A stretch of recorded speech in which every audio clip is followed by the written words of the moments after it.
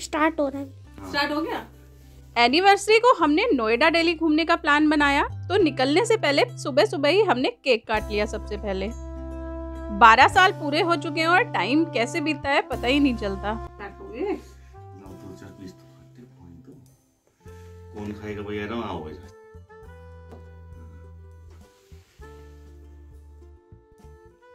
Cake तो बढ़िया ही होता है न्यू वेज का। चॉकलेट। हर नॉर्मल फैमिली की तरह हमारे यहाँ भी केक खाने के बाद उसके टेस्ट के बारे में जरूर डिस्कशन होता है। ले लो चॉकलेट तुम अपने आप। लो रुको रुको, नानी नानी को खिलाओ। अरे हम खा लेंगे, लाओ मैं लाओ। अच्छा, ये जो केक के ऊपर चॉकलेट टॉपिंग होती है ना, बचपन से इसका क्रेज जरूर रहता है। निकाल दो ना क्रीम, हाथ चिपक जाती है उससे। खाओ। निकाल लो। नहीं क्रीम निकाल दो ना। पापा को मेरे सिर्फ केक की ब्रेड अच्छी लगती है, क्रीम नहीं। बहुत टेस्टी। तो सजादी तो ये थी चॉकलेट। दो मैं। हाँ ये तेरी। सुनो, अब तुम अपने अपने सामान।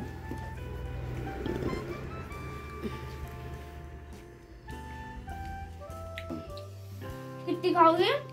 दो। तो मेरी है। केक कटिंग के बाद हम निकल पड़े नोएडा की साइड। पहले हम नोएडा हाट घूमने वाले हैं और उसके बाद हम जाएंगे दिल्ली अक्षरधाम मंदिर।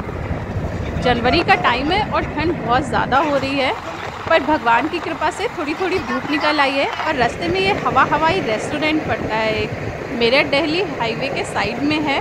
तो हमने सोचा कि चलो थोड़ी सी चाय पी ली जाए, इसलिए हम उतर गए हैं यहाँ पर। और ये एक रेस्टोरेंट है एरोप्लेन के अंदर। ये एक बड़ा अच्छा सा मिडवे में कॉम्प्लेक्स बना रखा है। अच्छा कॉम्प्लेक्स है, एक गेम जोन भी है यहाँ पर। पापा कहाँ चले गए? और यहाँ पर हमने पी मज़ेदार कुल्हड़ वाली चाय और साथ में खाए गर्मा गर्म मिक्स पकौड़े। इसके बाद थोड़ा सा हमने वॉक किया और करीब आधा घंटे यहाँ पर स्पेंड करने के बाद फिर से हम चल पड़े नोएडा की तरफ। कॉम्प्लेक्स अच्छा है, अगर आप कभी मेरठ से दिल्ली की साइड जाएं तो एक बार यहाँ पर रुककर इसका मज़ा ज़रूर ले सकते हैं। चलते हैं अब अगले स्टॉप की तरफ, जो कि है हमारा नोएडा हाट। और ये हम पहुँच चुके हैं नोएडा हाट में। इसका टाइम सुबह 11 बजे से था, तो हमने सोचा कि खुल गया होगा, इसलिए हम 11 बजे यहाँ पर पहुँच गए। ये हाट हैंडमेड सामानों के लिए फेमस है। ये लकड़ी के खिलौने की टोपी है, जैसे वुडन टॉयज होते हैं ना। इतने बड़े। लाओ तुम्हारे फोटो में। आओ राजसी और एरम का नहीं जा रही तो जल्दी आओ। ये पीछे जो आप देख रहे हैं ये वुडन टॉय की रेप्लिका है। सुबह सुबह का टाइम था और बिल्कुल हाट खुलने के टाइम पर ही हम पहुंच गए, तो ज़्यादातर दुकानें बंद थी इस टाइम तक। थोड़ी देर के बाद कुछ दुकानें खुल गई। वैसे मोस्टली ये मार्केट 3 से 4 बजे के टाइम पूरी तरह खुलता है। जो शॉप खुली थी उनमें से एक ये अच्छी सी क्रॉकरी शॉप थी, यहाँ से हमने कुछ सामान लिए। प्राइस थोड़े हाई थे पर खरीदने लायक थे, बहुत ज़्यादा कॉस्टली नहीं थे सामान। इसके बाद हम चल दिए दूसरी शॉप की तरफ। यहाँ पर क्ले डेकोरेशन के सामान थे, बहुत ही प्यारे सामान थे। मन तो कर रहा था कि पूरी दुकान लूट लो। इतने सारे सामान जब एक साथ रखे होते हैं ना, तो इनको देखने में कुछ अलग ही मज़ा आता है और ऐसा लगता है कि सारे सामानों को घर ले जाओ।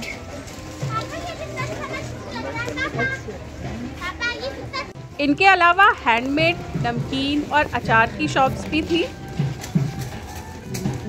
और इसी के साथ साइड में वुलेंस और पर्स की शॉप्स भी थी।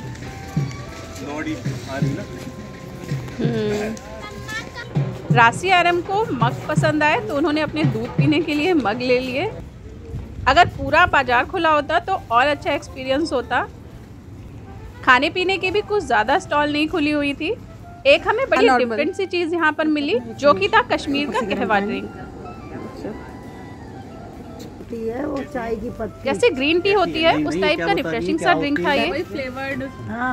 मम्मा उस तरह का टेस्ट आ रहा है। यहाँ के बाद हमें लग रही थी भूख और हमने नेट पर सर्च किया और हम पहुँचे ब्रह्मपुत्र मार्केट। पर कंस्ट्रक्शन की वजह से यहाँ की बहुत ही गंदी हालत हो रही थी। एक थोड़ी सी ठीक ठाक शॉप दिखी तो हमने थोड़े से सामान यहाँ से पैक करा लिए। मोमोज, पाव भाजी ली, इसी के साथ छोले भटूरे भी बन रहे थे तो हमने यहाँ से छोले भटूरे खाए। हालांकि हाइजीन बहुत ज़्यादा अच्छा नहीं था यहाँ के, पर क्योंकि हमें दिल्ली निकलना था इसलिए थोड़ी सी पेट पूजा करने के बाद हम निकल गए दिल्ली की तरफ। पापा देखो, अक्षरधाम पहुँचने का टारगेट हमने रखा था 4 बजे का, तो अभी थोड़ा टाइम बाकी था, इसलिए बीच में पड़ा ये हाथी पार्क, तो हम हाथी पार्क देखने के लिए उतर गए। इसी तरह का लखनऊ में नहीं हाथी पार्क है, वो हमने पहले ही देख रखा है। लगभग उसी की तरह ये पार्क भी तैयार किया गया है नोएडा में। बहुत ही स्पेसियस, खुला खुला था, बहुत अच्छी फीलिंग आई यहाँ आने के बाद। और बाहर हमें ये मिल गया था रेड रोज, तो इसके साथ थोड़ी सी मस्ती भी शुरू हो गई। एनिवर्सरी थी तो फ्लावर तो होने ही चाहिए ना। इसके बाद हम घूमे यहाँ ऊपर की तरफ।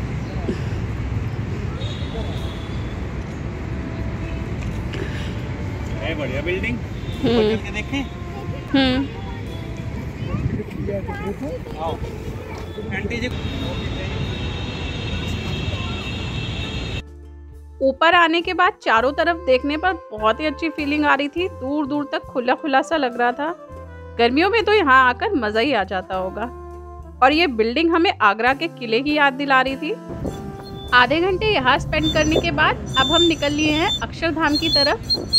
लास्ट टाइम जब हम आए थे तो हमने शाम का लाइट शो नहीं देखा था, इसलिए हम 7 बजे के लाइट शो के लिए इस बार स्पेशली आए हैं। तो अभी 4 बज रहे हैं। 3 घंटे मंदिर घूमने के बाद फिर 7 बजे हम देखेंगे लाइट शो। सामान जमा कर दें। दर्शनार्थी कृपया ध्यान दें, यहाँ से आगे मोबाइल, कैमरा, बैग, इलेक्ट्रॉनिक सामान, औजार एवं माचिस, लाइटर, सिगरेट, गुटखा आदि ले जाना सख्त मना है।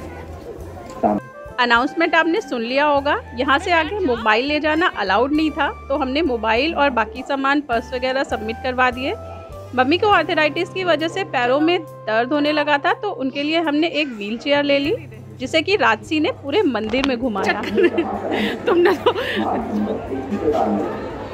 तो मार्ग नंबर 1 की कतार में लगे, मार्ग नंबर 2 की कतार का उपयोग करें। इसके बाद अगले 3 घंटे हम घूमे अक्षरधाम मंदिर में। बहुत मज़ा आया, बहुत ही खूबसूरत मंदिर है। और अब बज रहे हैं रात के 8 बजे। खाना वाना हम खा चुके हैं और अब हम निकल गए हैं वापस। ओवरऑल मज़े का दिन रहा। व्लॉग कैसा लगा कमेंट करके ज़रूर बताइए।